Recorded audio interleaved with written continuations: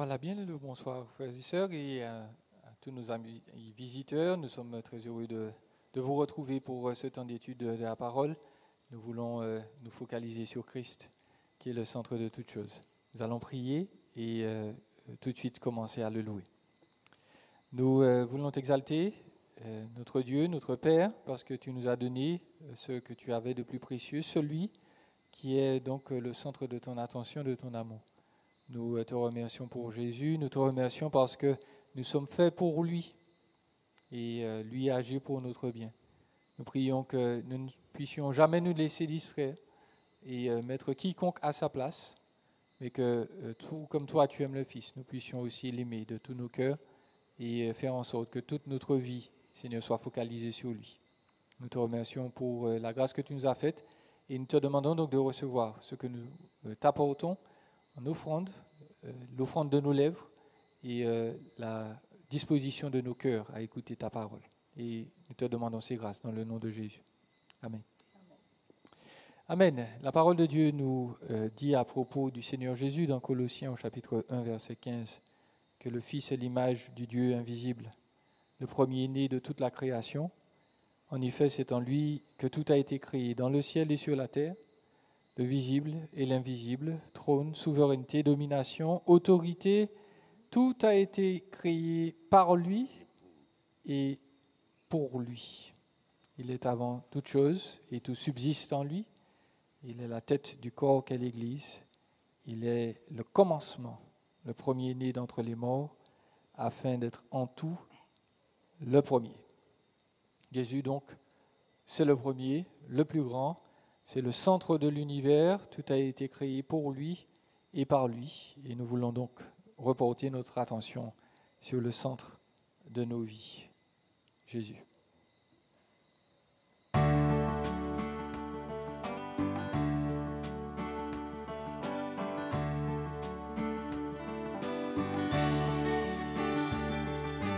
Jésus, sois le centre, sois ma lumière, sois ma source, Jésus.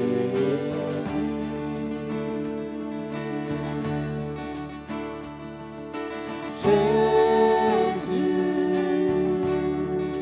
sois le centre, sois mon espoir, sois mon chant, Jésus.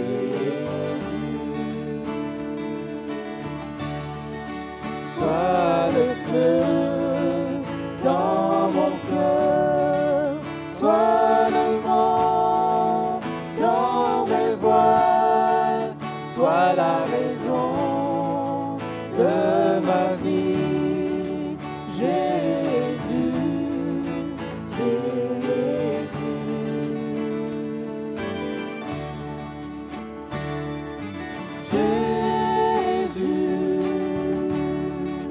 sois le centre, sois ma lumière, sois ma source, Jésus.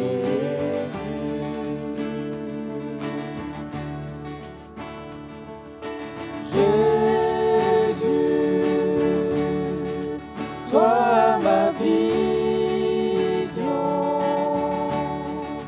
sois mon chemin, sois mon lit, Jésus.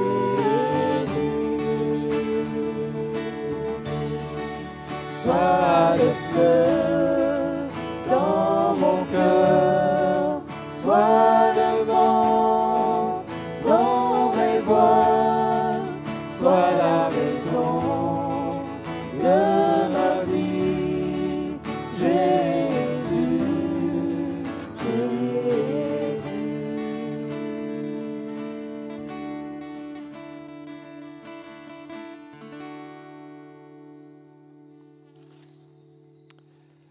L'Écriture nous rappelle que Jésus en est le centre. Lui-même a déclaré dans Jean 5, verset 39, vous connaissez les Écritures, vous les sondez parce que vous croyez avoir en elles la vie éternelle. Or, ce sont elles qui rendent témoignage de moi. Le centre de l'Écriture, donc, c'est une personne. Ce ne sont pas nos interprétations ou nos impressions. L'Écriture est centrée sur la personne de Jésus, le Fils de Dieu, celui en qui habite toute la plénitude de la divinité. Et si donc l'Écriture est centrée sur Christ, nos louanges doivent être centrées sur lui également. Et c'est ce que nous voulons chanter ensemble. Je reviens au cœur de la louange.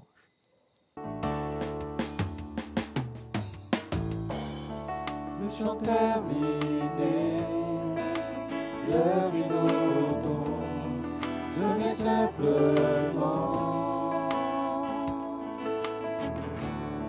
porter mon enfant, car je le désire, de réjouir ton cœur. J'apporte plus que mon chant, chanter ne suffit pas pour répondre à ton appel. Les apparences sont trompeuses, tu vois bien au-delà. Oh Dieu, tu sondes mon cœur. Je reviens au cœur de la louange, tout est centré sur toi, centré sur toi, Jésus. Oui, je renonce à tous mes faux semblants, pour tout centré sur toi, centré sur toi, Jésus. Vois l'éternité qui peut exprimer ce dont tu es dit.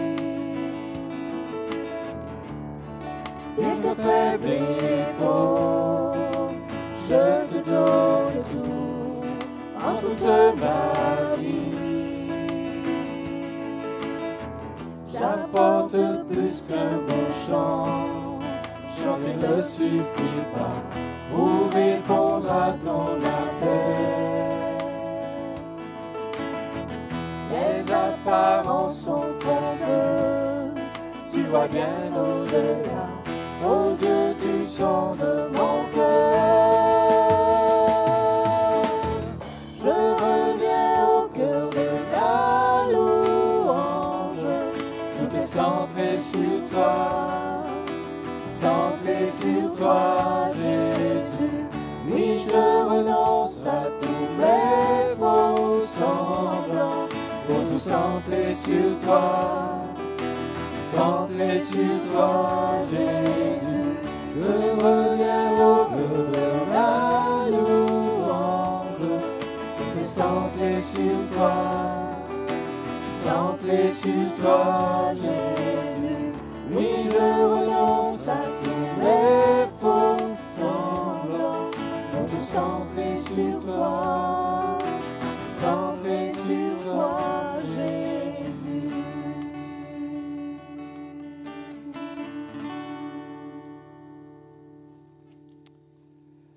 Amen. Et nous voulons terminer par cette prière ancienne, millénaire, qui nous invite une nouvelle fois à reporter notre attention sur Jésus qui est le centre.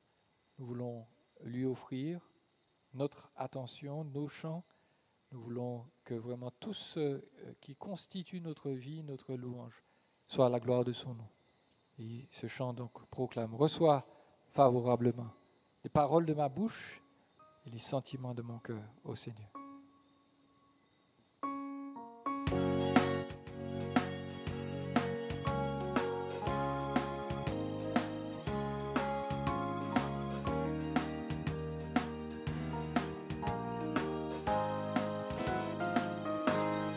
Reçois favorablement les paroles de ma bouche et les sentiments de mon cœur, ô Seigneur. Reçois favorablement les paroles de ma bouche et les sentiments de mon cœur, ô Seigneur. Seigneur, mon rocher, ô Seigneur, ma vie, reçois favorablement les paroles de ma bouche et les sentiments de mon cœur, ô Seigneur. Reçois favorablement les paroles de ma bouche et les sentiments de mon cœur, ô Seigneur.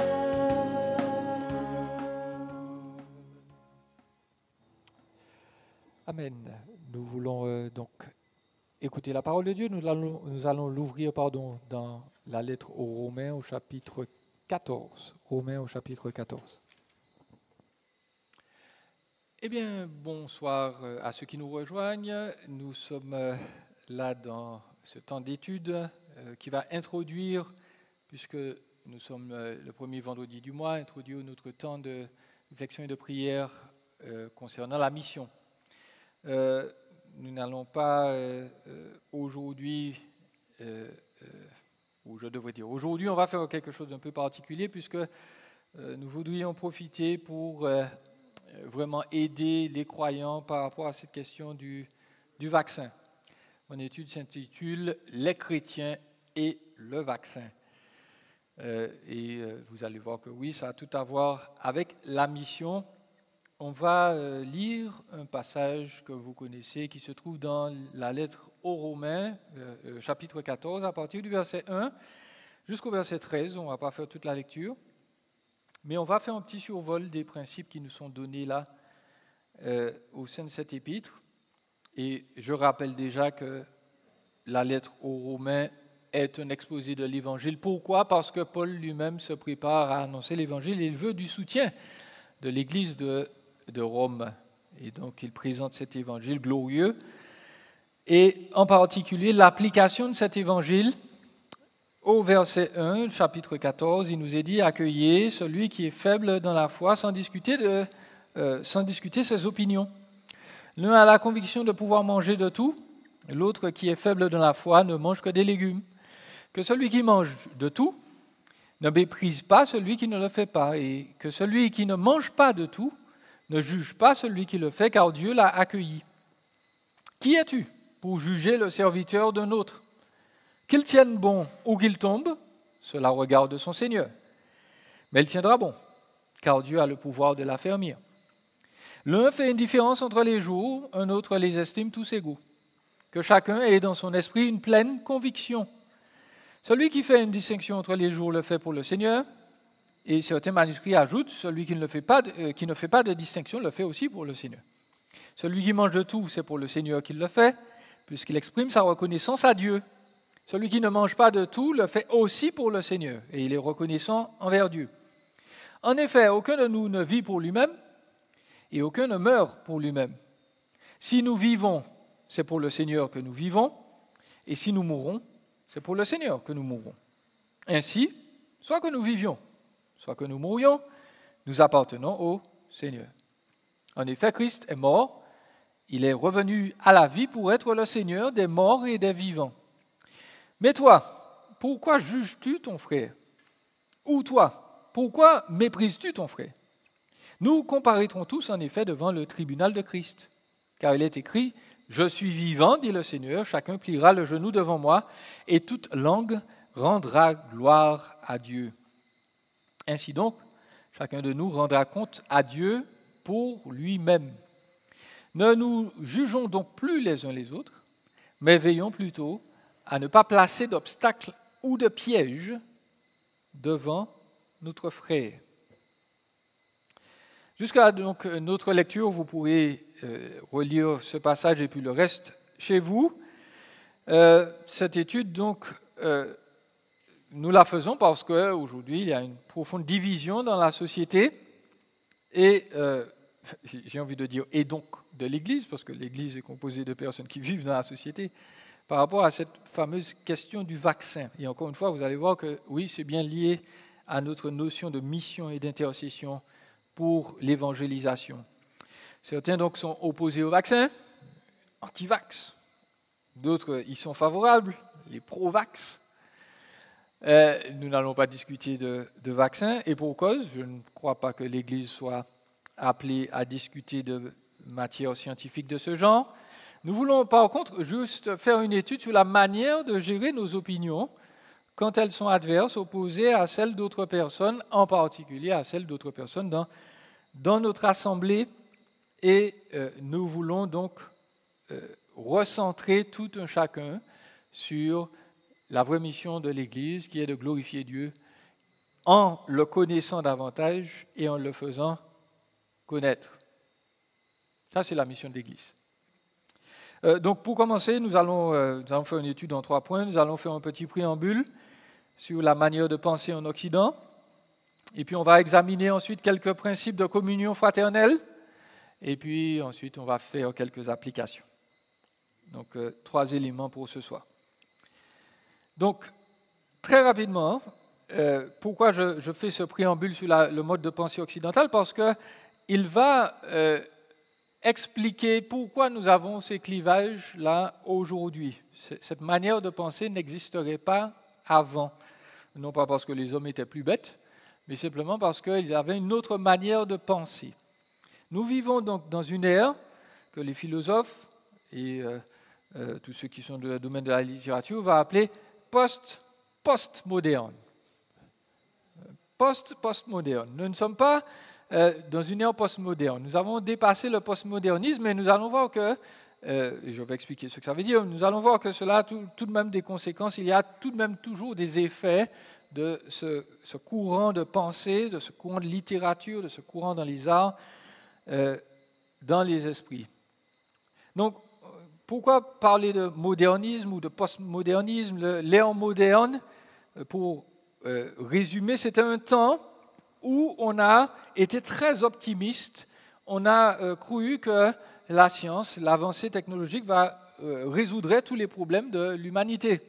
On s'est dit donc que voilà, avec les progrès de la science, on était dans l'ère de l'industrialisation, on s'est dit rien n'est impossible. Et puis, il y a eu plusieurs obstacles à ça qui s'appellent simplement les guerres mondiales. Alors qu'on était plus avancé technologiquement que dans tous les siècles précédents, eh bien, on s'est tué atrocement, plus, nous disent les scientifiques, que dans tous les siècles précédents. Et donc, suite à cela, il y a eu donc une grande déconvenue, il y a eu une déception profonde qui a affecté l'humanité, et cette déception a contaminé les mouvements pensants, les mouvements de philosophie, les mouvements artistiques, et on a basculé dans une ère où finalement on a interprété la réalité comme étant transitoire, sans valeur réelle, sans absolu, comme étant une ère donc, où il faut tout remettre en question. Il faut se poser des questions sur tout. Et ça fait que finalement, les hommes n'ont plus eu confiance en rien. Comme il faut tout remettre en question, rien n'est sûr et absolument rien. Donc, on a débouché années 50, années 60, sur des discours qui remettaient en cause même la notion de vérité. On nous a dit dans les milieux littéraires, les milieux philosophiques, qu'il n'y a pas de vérité, qu'il n'y a pas d'absolu, que chacun, finalement, décide ce qui est bien, ce qui est mal, ce qui est vrai pour lui, ce qui donne du sens à sa vie. Et donc, dans l'ère postmoderne, et j'ai envie de dire encore aujourd'hui, le seul vrai outil d'interprétation de la réalité, la seule chose qui est vraiment, entre guillemets, immuable, eh bien, c'est moi. C'est moi, quand j'observe, quand j'interprète la réalité. Et donc, je suis le centre du monde. Et je suis mon centre à moi-même. Personne n'a le droit de m'influencer. Je dois donner mon opinion sur tout parce que j'estime que chacun a sa vérité. Et donc, je suis une vérité pour moi-même. Et donc, vous remarquez bien là où on veut en venir. Aujourd'hui, nous vivons une crise par rapport à tout ce qui est moralité, à tout ce qui est financier, à tout ce qui est médical, parce qu'aujourd'hui, on a cette pensée est devenue perméable à tous les gens de l'Occident. On le dit aujourd'hui, c'est ta vérité. C'est sa vérité. Et puis, il y a ma vérité. Et il y a surtout développé une méfiance pour tout ce qui est absolu, pour tout ce qui est certain. Et finalement, bien entendu, là où on exaltait la science, eh bien aujourd'hui, on va s'en méfier. Et donc, cette méfiance, aujourd'hui, se manifeste vis-à-vis des autorités politiques, vis-à-vis des autorités judiciaires, vis-à-vis des autorités médicales. La seule personne qui peut donner une direction à ma vie, eh bien, c'est moi. C'est moi qui suis au centre. D'où tout ce clivage, toute cette défiance vis-à-vis des autorités. Donc on agresse les hommes politiques aujourd'hui, on défie la police et la gendarmerie parce que, ultimement, le seul centre du monde, le seul maître de l'univers, c'est moi. Et certains chrétiens, donc imprudents, se sont laissés gagner, ne se sont pas laissés immuniser par l'Écriture vis-à-vis de ce raisonnement et de cette méfiance. Parce que, bien entendu, le chrétien ne peut pas adhérer à ces théories. Il n'y a pas de vérité qui change au fur et à mesure. Il y a la vérité, il y a le chemin, il y a la vie, tout ça centré sur la personne de Christ. Et donc, l'Écriture nous rappelle que notre salut ne repose pas sur des hommes, et même que chercher son bien-être ultimement dans l'humanité ou dans son propre intellect, ses propres pensées, eh bien c'est illusoire et même c'est une malédiction. Jérémie 17, verset 5, vous connaissez ce passage. « Maudit soit l'homme qui se confie dans l'homme ». Mais voilà, dans le contexte, chapitre 17 et même précédent, Jérémie est en train de parler non pas de personnes qui essaient de se déterminer vis-à-vis de vaccins ou pas, il est en train de parler d'une détermination morale, de se détourner de Dieu pour servir des idoles. Cette considération spirituelle a des impacts sur le quotidien. Comme on fait confiance à l'idole, on va se mettre à faire confiance à n'importe qui plutôt que Dieu. Et cela va désaxer nos vies, va décentrer, excentrer nos vies. Nous voulons le rappeler, nous l'avons chanté tout à l'heure, Jésus est le centre de l'Écriture, et il est le centre de l'univers, il est le centre de toute réalité scientifique, il est le centre et la domination de toute autorité dans ce monde-ci. Et donc, je veux rappeler simplement, premièrement, que le centre du monde, cette pensée postmoderne et postmoderne, elle est fausse, elle est anti-biblique. La Bible ne nous a jamais été donnée pour que nous ayons les yeux focalisés sur d'éventuels complots ou des agissements des hommes, mais surtout sur Christ. Et je voudrais donc rappeler que si nous sommes focalisés sur Christ, nous allons être focalisés sur ce qui lui plaît, sur ce qui a de l'intérêt pour lui, et nous n'allons pas passer notre temps donc à être divisés sur des éléments qui ne sont pas fondamentaux. Et nous allons revenir là-dessus. Je termine ce premier point et je voudrais rappeler quelques principes de communion fraternelle qui se trouvent dans ce passage. Je vais en relire une partie en faisant simplement une application à notre situation aujourd'hui. Dans Romains 14, l'Écriture nous dit « Accueillez celui qui est faible dans la foi sans discuter ses opinions. » L'un a la conviction de pouvoir se vacciner, l'autre qui est faible dans la foi ne va pas se faire vacciner. Que celui qui se vaccine ne méprise pas celui qui ne le fait pas, et que celui qui ne se vaccine pas ne juge pas celui qui le fait, car Dieu l'a accueilli. Qui es-tu pour juger le serviteur d'un autre, qu'il tienne bon ou qu'il tombe? Cela regarde son Seigneur, mais il tiendra bon, car Dieu a le pouvoir de l'affermir. Est-ce que vous suivez là où je veux en venir? La situation est exactement pareille. Nous devons considérer que l'Écriture nous rappelle plusieurs éléments dans nos rapports quotidiens, dans notre manière d'agir les uns avec les autres. Nous devons garder plusieurs principes en tête. Premièrement, le texte nous enseigne que chacun doit avoir une pleine conviction.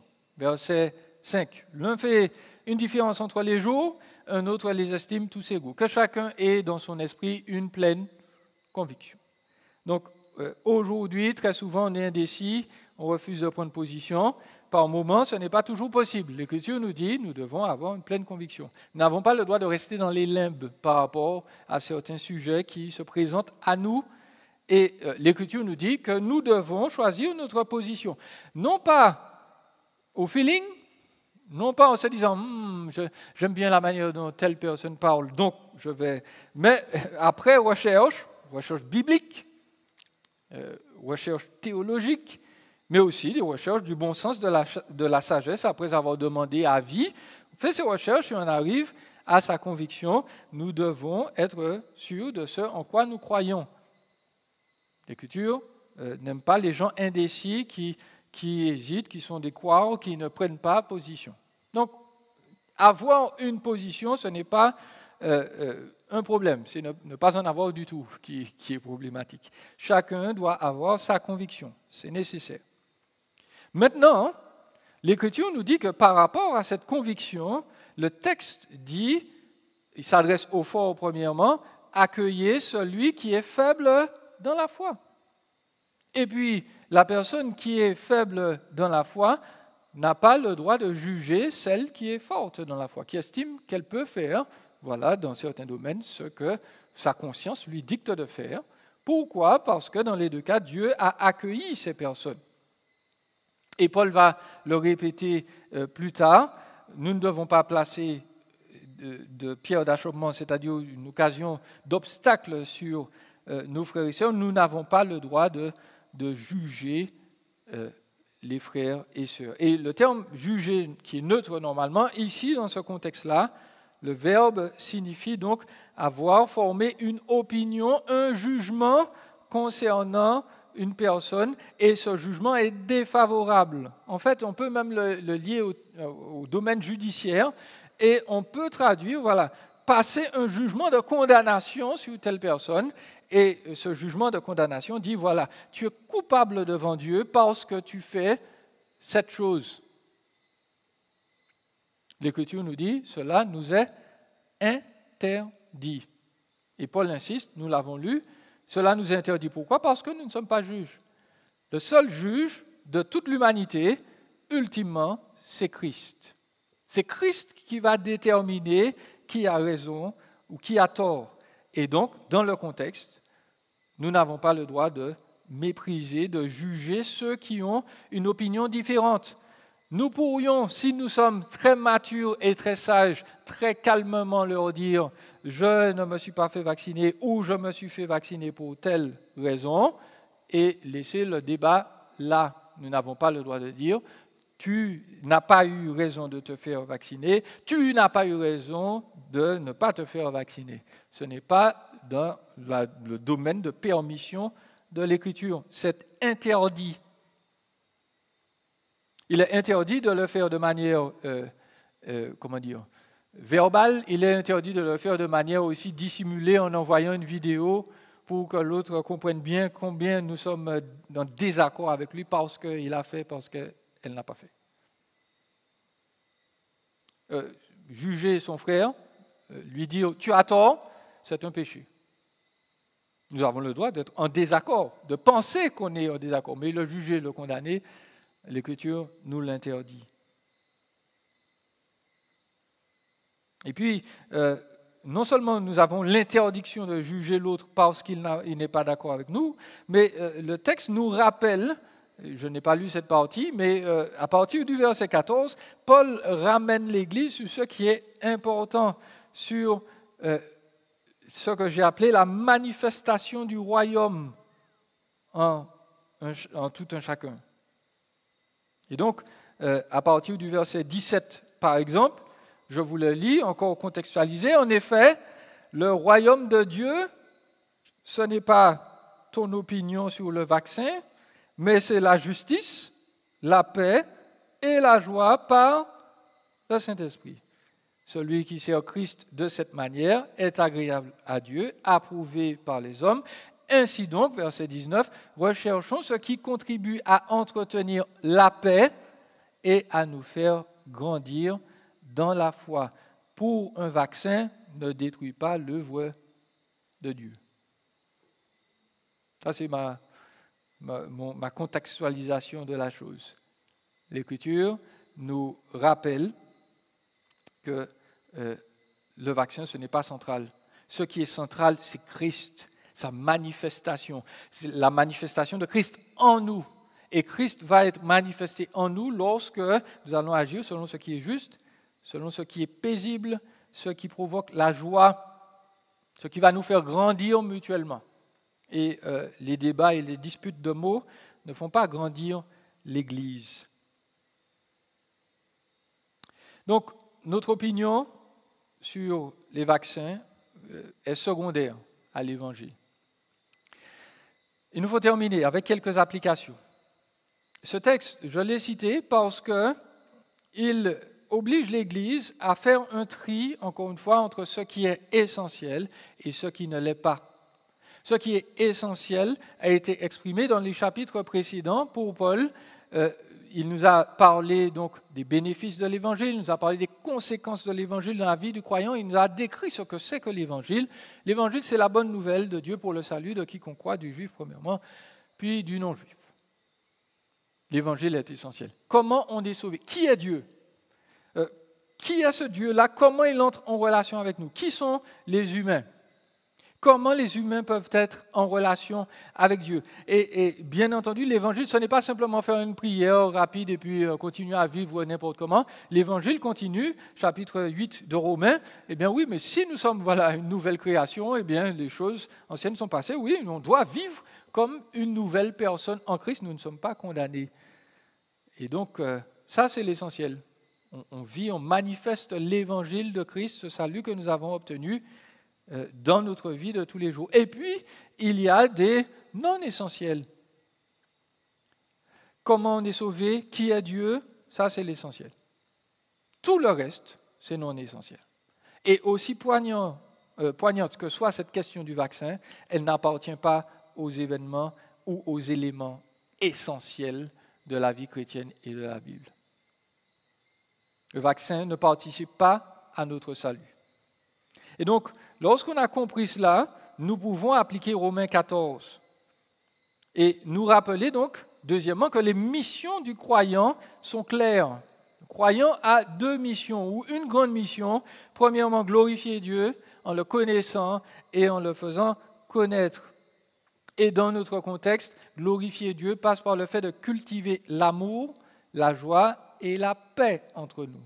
Et cela veut dire que tous les sujets où nous avons des opinions différentes, ce n'est pas que nous n'allons jamais les aborder, mais si nous n'avons pas la maturité d'accepter que l'autre soit différent et une opinion autre, donc c'était le problème des Romains, il y avait certains qui ne voulaient pas manger de viande, qui avaient été au préalable consacrés aux idoles.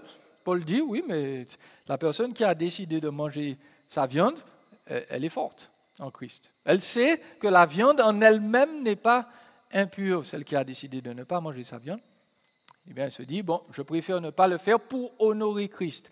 Paul dit, ok, vous avez ces convictions-là, acceptez-vous mutuellement. Vous n'avez pas besoin d'en parler toute la journée, vous n'en avez pas besoin pour venir célébrer votre Dieu, ni pour annoncer l'Évangile.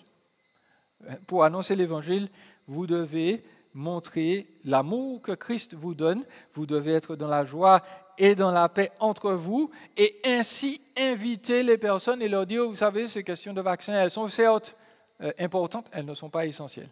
Ce qui est important pour toi aujourd'hui, c'est le salut de ton âme. Est-ce que tu es sauvé? Est-ce que tu veux entrer en communion avec Dieu? Donc, s'unir pour annoncer l'Évangile dans notre société, c'est ce que les chrétiens doivent se mobiliser pour faire particulièrement à cette heure. C'est ce dont nos concitoyens ont besoin, plus que tout le reste. Christ. Et nous sommes là pour annoncer Christ. Quelques principes de maturité pour terminer, pour revenir à notre premier paragraphe. Je voudrais rappeler donc quelques principes de sagesse. Nous devons bien entendu, être informés de tout ce qui se passe dans la société et apprendre donc à réfléchir de manière posée, de manière réfléchie et j'ose dire de manière scientifique à toutes les connaissances. Nous n'avons pas le droit de regarder une vidéo et de dire voilà, c'est la solution, c'est la réponse à ma question. Nous n'avons pas le droit de regarder un ensemble de vidéos qui soient simplement d'accord avec nous et dire voilà, ces personnes sont d'accord avec moi, donc elles ont raison. Ce n'est pas comme ça qu'on procède. Pour vous expliquer très rapidement, par exemple, les pasteurs vont dans des écoles de théologie. On leur apprend, bien entendu, la théologie biblique. Mais l'une des choses qu'on va faire toujours, c'est de les exposer à une théologie qui n'est pas biblique. On va leur dire, voici ce que dit la Bible, et vous-même, commencez à regarder ce que dit tel auteur, au pluriel, parce que eux, ils disent être chrétiens, ils disent lire la Bible, mais voici leur opinion qui est totalement différente de ce que la Bible dit. Le chrétien s'expose donc à des opinions différentes. Il n'écoute pas une seule source. Quand il écoute une source, il doit être capable de vérifier d'où vient cette source. Qui est cette personne qui a écrit cet article? Qui est cette personne qui fait cette vidéo? Est-ce qu'elle a les qualifications requises pour en parler? Et j'aimerais rappeler de ce fait que l'Internet n'est pas une source fiable pour acquérir des éléments solides de réflexion.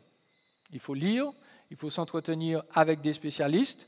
Je suis désolé, mais aucun médecin ne pourra être formé sur Internet. Aucun pasteur ne pourra être formé par le biais d'Internet. Aucun technicien ne peut être formé simplement en regardant des vidéos. Il faut plus que cela. Donc, ce n'est pas que je dis que regarder des vidéos, c'est interdit, mais je dis que lorsque nous regardons nos vidéos, nous devrions nous enquérir avec sagesse de qui a rédigé cette vidéo. Est-ce que c'est quelqu'un qui a les qualifications requises pour parler? Est-ce que c'est comparé avec des personnes qui ont aussi des qualifications dans le domaine? L'Écriture nous rappelle que nous ne pouvons pas spiritualiser des éléments charnels.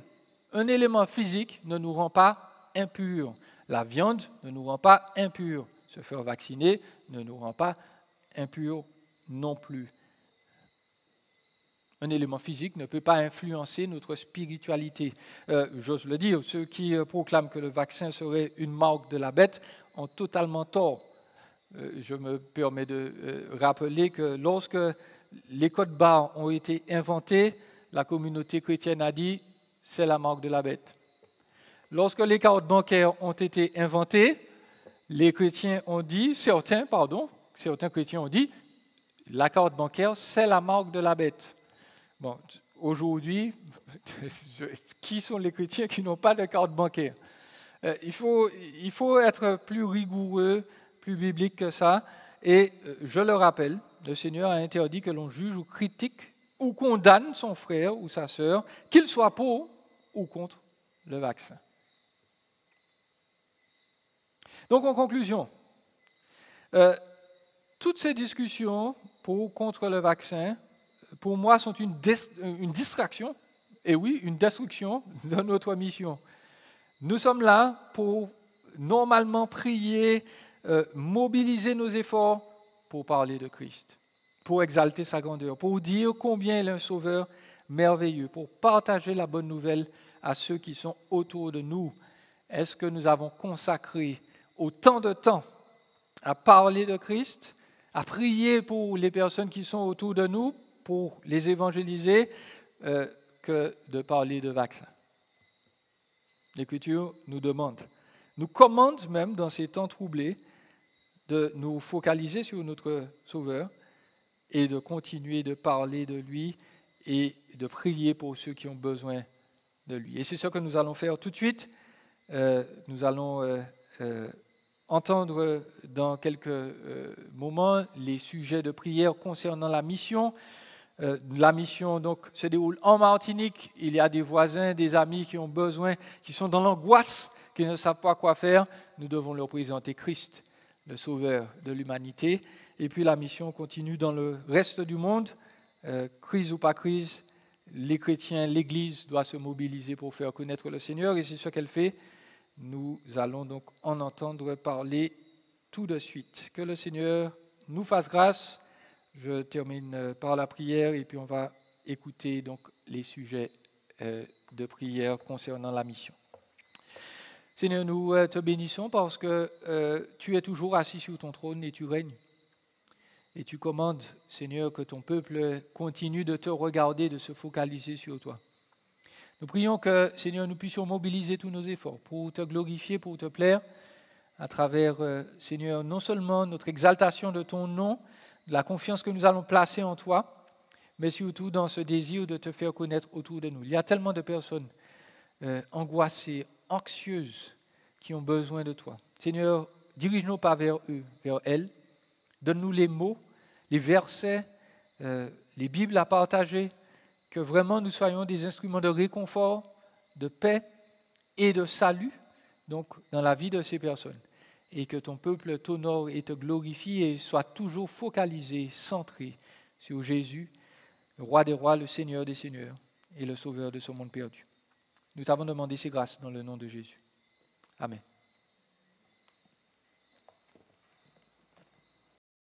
Merci à notre frère pour cette exhortation sur l'essentiel. Et effectivement, nous sommes là pour prier et c'est une mission essentielle. Je rappelle simplement en introduction ce que l'apôtre Paul nous exhorte dans 1 Timothée 2. « J'exhorte avant toute chose, dit-il, à faire des prières pour tous les hommes. » Et au verset 8 du chapitre 2, il ajoute que les hommes prient en élevant des mains pures, sans colère ni contestation. Et donc ce soir, nous voulons effectivement prier sans colère ni contestation, avec un cœur pour les intérêts de notre Seigneur. Alors, c'est le premier vendredi du mois et nous avons l'habitude donc de prier pour ce qui se fait au-delà de chez nous et pour la mission. Alors, le mois d'août, c'est le mois des congés, c'est le mois des vacances, des congés missionnaires notamment, et je n'ai donc pas reçu de nouvelles particulières, importantes, par rapport à la feuille de prière que vous avez reçue en début août et qui est affichée au fond de l'Église. Donc, je vais simplement balayer rapidement ces sujets et je vous invite donc à prendre le temps à la maison de prier pour ces sujets. Et je rajouterai 2 ou 3 nouvelles que j'ai reçues hier et une ce matin. Donc, continuons de prier pour la Côte d'Ivoire, pour Benjamin et Capé Short. Notre sœur Capé a subi donc une intervention importante. Prions pour sa convalescence, ça va mieux, mais continuons de prier pour elle. Et puis prions également, comme je l'ai noté, pour le relais pastoral de l'église de Ouolo. Ouolo, c'est le site où ils interviennent, où ils ont érigé ce centre JJA, ainsi que ce fameux dispensaire. Et donc, Benjamin et Capé se réorientent vers une nouvelle activité qui est de conseiller en vue de former des implanteurs d'églises dans les lieux où l'évangile n'est pas connu, notamment donc en Afrique francophone. Et au mois de juin, donc, l'Église a établi un nouveau pasteur, Souleymane, et son épouse Rebecca, et nous devons prier pour eux. Souleymane a notamment donc suivi sa formation biblique au centre Korogo, au centre biblique Korogo, là où interviennent Pierre et Franceline Ballon. Donc prions pour ce jeune pasteur et pour bien son travail pastoral sur cette communauté de Ouolo qui représente environ 80 personnes. Donc prions pour cette réorientation du travail missionnaire de Benjamin et de Capé. Ils vont donc rester en Côte d'Ivoire jusqu'à l'année prochaine et en 2022, ils doivent regagner la France, mais continuer ce travail à partir de la France. Donc c'est un nouveau ministère. La formation, comme Benjamin l'a écrit dans son courrier, et le coaching de nouveaux implanteurs d'églises, et je précise bien, dans des zones sensibles, non atteintes par l'Évangile. Donc ils ont besoin d'être entourés de nos prières. On n'implante pas une église comme ça. Il faut la prière, il faut le secours du Seigneur. Continuons de prier aussi donc pour Pierre et Franceline Ballon. Donc ils sont en congé missionnaire. Je crois que Peut-être sont-ils déjà rentrés ou vont-ils bientôt rentrer. Donc je n'ai pas de nouvelles précises de leur part. Donc prions pour le travail de formation qu'ils font, d'information et de formation à l'Institut biblique de Corogo. Et prions également pour le travail que notre sœur fait auprès des femmes. Prions donc pour notre sœur Joyce Pamphile. Elle devrait, me semble-t-il, nous visiter à partir de la mi-septembre. Donc elle s'engage pour une mission à court terme de 9 mois pour aider dans le cadre d'un soutien scolaire auprès d'enfants qui se retrouvent souvent seuls, sans adultes qui puissent les accompagner dans leurs devoirs. Donc elle va participer à ce travail de soutien, d'aide, et également encourager, former, aider les étudiants qui vont s'occuper de ces enfants. Donc dans la feuille de prière, j'ai mis in extenso sa première lettre de nouvelles datée de juillet 2020. Donc pensons à elle et pensons donc à la visite qu'elle nous fera ici à l'église du Plateau Fofo. Prions pour Alain et Christiane Soudrin. Alors je rappelle bien sûr que Joyce va travailler donc pour le Seigneur au Mali aux côtés de Alain et Christiane Soudrin. Prions donc pour notre frère Alain qui doit subir, donc j'ai reçu la nouvelle hier ou avant-hier, le 7 septembre, sa 5e intervention chirurgicale de la hanche. Il nous demande bien sûr de prier pour que cette intervention soit définitive et que notre frère puisse bénéficier d'une rémission, d'une restauration complète. Alors cette opération, donc il était question un temps de la faire en France ou au Mali, il y avait des hésitations, mais finalement ils ont décidé, parce que les choses ont été conduites dans ce sens, cette intervention donc se fera à l'hôpital américain de Bamako au Mali. Je n'avais pas noté, mais pendant un certain temps, donc, nous avions prié pour Hilary de Neuchâtel, qui a travaillé avec son mari pendant plusieurs années, 11 ans, pour traduire la Bible dans la langue mongolais, qui est parlée dans le nord du Bénin par environ 40 000 personnes. Donc j'ai appris donc, que cette Bible en mongolais, les premières livraisons, environ 2000 Bibles, doivent arriver courant septembre dans cette partie nord du Bénin. Donc prions pour que cette Bible en mongolais soit vraiment une bénédiction pour ce peuple qui attend la parole de Dieu dans sa langue. Prions également pour le besoin de conseillers en traduction. Donc la CIM et la mission Midi Bible se sont jointes pour ce travail de traduction et de production de la Bible en mongolais. Et la mission Midi Bible nous demande de prier pour que le Seigneur multiplie et réponde plus exactement aux besoins de conseillers en traduction. Et je rappelle que notre sœur Hilary s'est engagée dans cette activité. Donc prions pour elle, ce n'est pas facile et elle a besoin de notre soutien. N'oublions pas la Guyane, bien entendu, avec notre frère Paul Amaïcon, son épouse et toute l'équipe, que le Seigneur les soutienne, les encourage dans cette période qui n'est pas facile, que le Seigneur édifie ce témoignage, qu'il l'amplifie et que le Seigneur bénisse les relations avec les autres chrétiens du secteur. Dans la feuille de prière, donc, j'avais rajouté, comme je le fais depuis quelque temps, un volet Église persécutée. J'avais noté l'Iran. Je vous laisse lire les nouvelles. Il est difficile de donner des détails publiquement, donc je vous renvoie à ces informations. Prions en tout cas pour les chrétiens et en particulier pour les pasteurs en Iran qui sont souvent accusés à tort de faire de la propagande contre la République islamique et ils sont emprisonnés pour leur foi. Et donc l'un des frères qui est cité dans le feuillet a pu témoigner qu'il remerciait Dieu de l'avoir jugé digne d'endurer cette persécution à cause de sa foi en Christ. J'avais noté l'Érythrée, qui est un pays situé entre le Soudan au nord et l'Éthiopie au sud. Pour ceux qui connaissent, et je vous invite à le lire, c'est très édifiant. Nous avons à la bibliothèque de l'Église un livre qui s'appelle « Le chant du rossignol », écrit par Hélène Berhan, qui est une chrétienne et qui a été séquestrée pendant de longs mois dans un conteneur à cause de sa foi.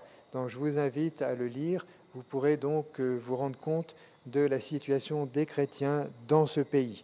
Donc dans le feuillet, j'indiquais qu'il y avait près de 40 chrétiens qui ont été arrêtés récemment lors d'une série de raids à Asmara, qui est la capitale du pays.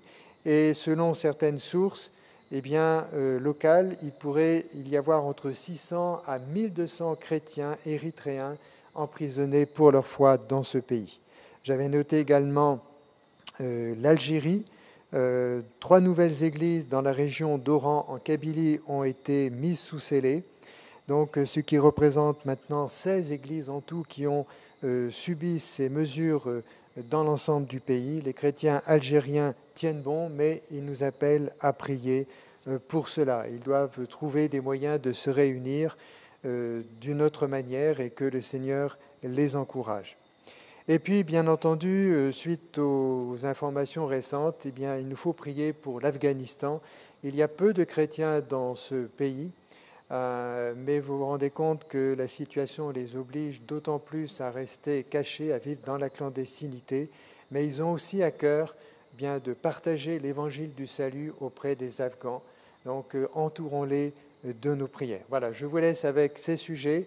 Que le Seigneur nous donne d'être persévérants, d'agir avec foi. Notre frère, dans l'étude de mercredi, a rappelé le bouclier de la foi avec lequel nous pouvons éteindre tous les traits enflammés du malin. Eh bien, prions avec foi pour que le Seigneur intervienne dans ces différentes situations. Merci.